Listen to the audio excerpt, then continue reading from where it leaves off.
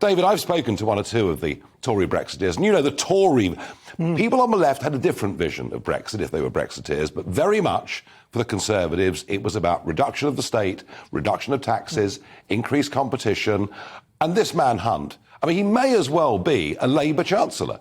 I'm not sure. You see, I have to say my reading of the last couple of weeks is the person at fault here is Liz Truss, and I'm afraid that Liz Truss's total mishandling of the mini budget, of the lack of preparation, the lack of having anybody to properly explain, for example, why rich people are not coming to this country and actually fleeing to Europe at the moment. I mean, Lisbon is the big escape route, things like that, and that of course led to the collapse in the markets. It led to the collapse in the opinion polls, and I'm afraid to say, as much as I disagree on some of the issues, Jeremy Hunt looked like the adult in the room, and that's what they needed. By the way, a little bit of breaking news: Michael Gove has just said at a private event, it's a matter of if and when. Indeed.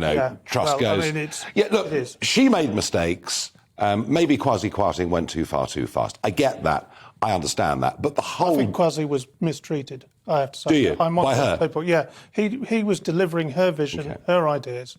But Hunt is now in charge. Truss will be gone before very long. I think we can agree on that.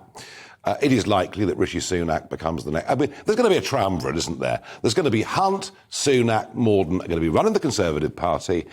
And the Brexiteers that I've spoken to in the Tory Party are not just despondent, but feel beaten, feel we're not going to diverge away from the single market at all, and that actually we're in danger under a Conservative, let alone a Labour government, of being effectively in Brexit in name only. I mean, I've spoken. In fact, most of the Brexiteers are meeting the Prime Minister this evening. It may well have been finished now, but I've spoken to Brexiteers as well, and you're right. There's some who definitely feel defeated.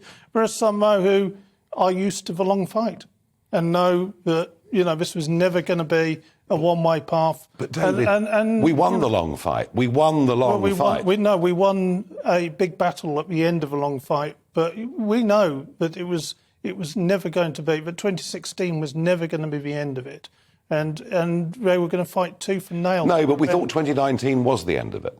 I don't think we did, and I remember being on a bus with you when you were campaigning for a Brexit party, and us discussing this very thing, and we both knew then that there was a long way to go. The deal was never perfect. No, I accept. It was an awful long way to go, and the deregulation hadn't even started.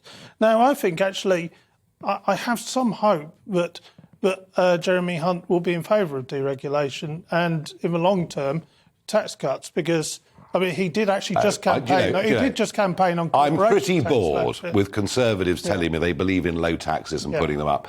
Labour are going to win the next election, I would have thought.